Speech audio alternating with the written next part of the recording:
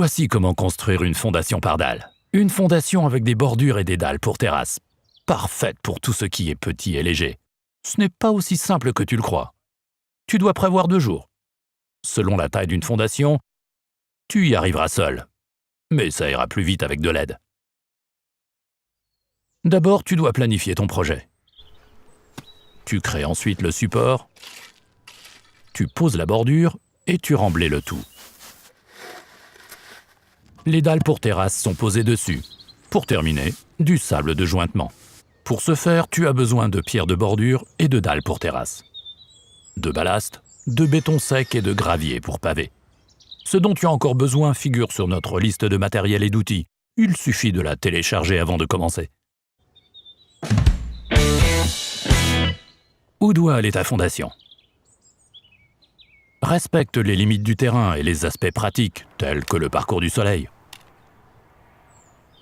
La taille de la fondation dépend bien évidemment de ce qui doit être posé dessus. Tu auras peut-être besoin d'un permis de construire. Renseigne-toi. Tu as tout le matériel et les autorisations nécessaires? Mesure ensuite la surface et délimite-la. Prévois un espace de travail de 20 cm tout autour. Tends une corde tout autour. Veille aux angles droits. Utilise par exemple une équerre de maçon. Mesure aussi les diagonales pour plus de sécurité. Si elles ont la même longueur, c'est bon. Passe avec le spray de marquage le long du cordon et ensuite, tu peux l'enlever.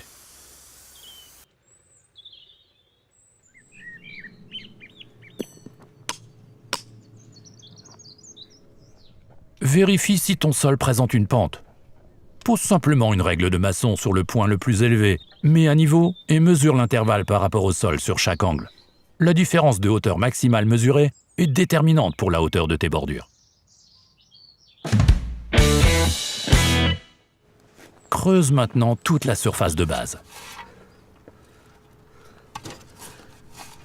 Les bordures sont posées sur une couche de ballast de 10 cm de haut. Ta tranchée de fondation doit être profonde, de sorte que les bordures dépassent plus tard au-dessus du niveau du sol côté amont.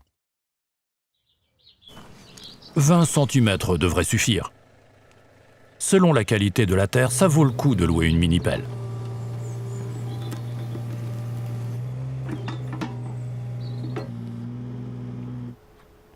Vérifie si ta surface creusée est bien de niveau. Ensuite, passe dessus avec la plaque vibrante. Elle compacte le sol de sorte que rien ne s'affaisse plus tard. Une couche de ballast est maintenant introduite, quasiment 10 cm. Répartis bien.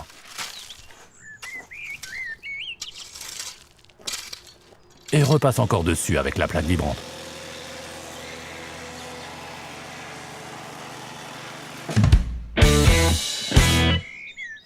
Tends de nouveau tes cordes. Exactement avec les mesures que doit comporter ta fondation. Mets les cordes à la hauteur à laquelle tes bordures doivent se terminer par la suite. Respecte les angles droits et mesure à nouveau les diagonales. La sécurité avant tout. Puis mélange le béton sec pour les bordures, légèrement humide. Le rapport de mélange figure sur l'emballage. Commence de préférence avec moins d'eau. Coule le béton sur la couche de ballast, là où doivent être posées les bordures.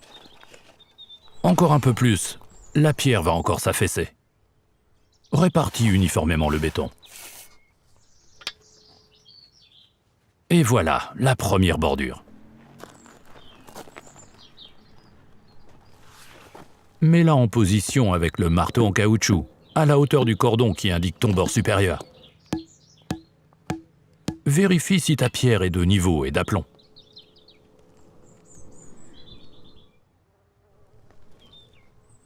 Afin que la bordure tienne longtemps, tu poses des cales en béton à l'intérieur et à l'extérieur. Pose le béton et retire en biais au moins 1/3 de la hauteur de la pierre. Et on continue avec toutes les bordures. Ne les pose pas de façon trop serrée les unes par rapport aux autres. Laisse toujours un peu d'intervalle entre les pierres. Tapote. Aligne. Fais une cale en béton. On fait comme ça tout du long. pose à fleur sur l'angle.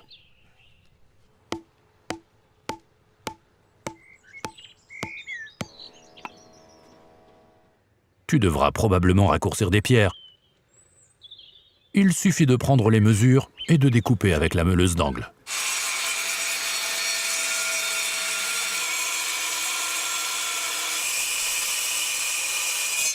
Puis pose exactement comme avant.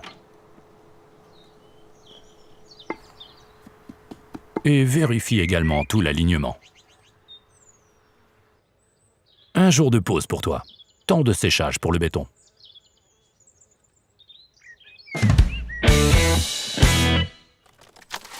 On continue avec l'intérieur.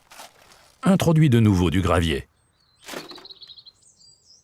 La quantité dépend de la hauteur des dalles qui viendront dessus plus tard. Une couche de gravillon de 5 cm d'épaisseur vient en dessous. Déduis les 2 dimensions de la hauteur de tes bordures. C'est jusque-là que viendra ta couche de ballast. Dans notre exemple, elle est de 9 cm. Mets-en un peu plus au début. Presque 10% disparaissent lors du compactage. Petite astuce pour le milieu. Pose la règle de maçon en diagonale sur les bordures. Tu peux ensuite vérifier la hauteur sans problème. Selon la hauteur de ta couche de ballast, tu dois compacter par couche. Le vibreur peut seulement gérer une couche de 10 cm à la fois. Verse ensuite une couche de gravillon pour pavé. 5 cm d'épaisseur. Il reste encore 4 cm. Les dalles pour terrasse ont exactement cette épaisseur. Comme ça, tout sera à la même hauteur. Répartis le gravillon uniformément sur toute la surface.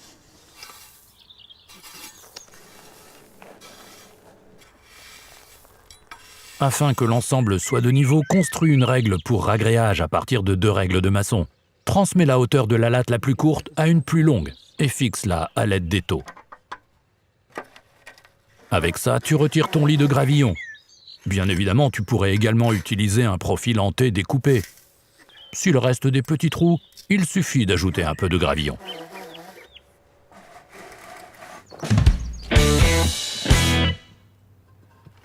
Et maintenant, tu peux poser les dalles pour terrasse. Calcule au préalable si les découpes ne sont pas trop petites au niveau de l'extrémité. Si c'est le cas, tu dois raccourcir légèrement la première rangée. Aucune cavité ne doit se trouver sous les dalles. Il convient donc de toutes les tapoter. Arrête-toi au bord et insère un intervalle de joint de 5 mm entre les dalles. Elles ne doivent pas être posées bout en bout.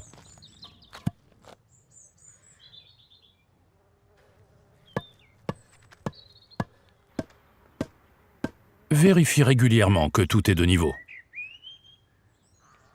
Tu peux découper les dalles avec une meuleuse d'angle.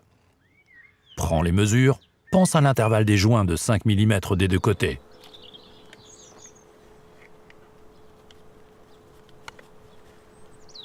Trace, puis découpe.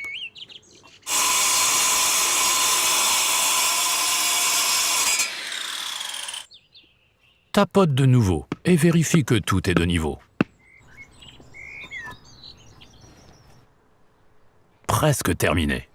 Il reste le travail de précision. Introduis le sable de jointoiement.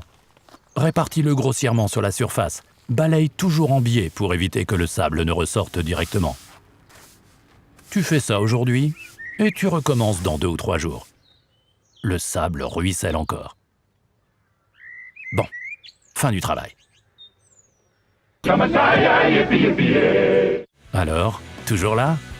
Alors télécharge la liste de matériel et d'outils et c'est parti pour ta fondation par dalle. Ça ne te suffit toujours pas ? Abonne-toi à Hornbach pour ne manquer aucun projet avec l'atelier Brico Hornbach.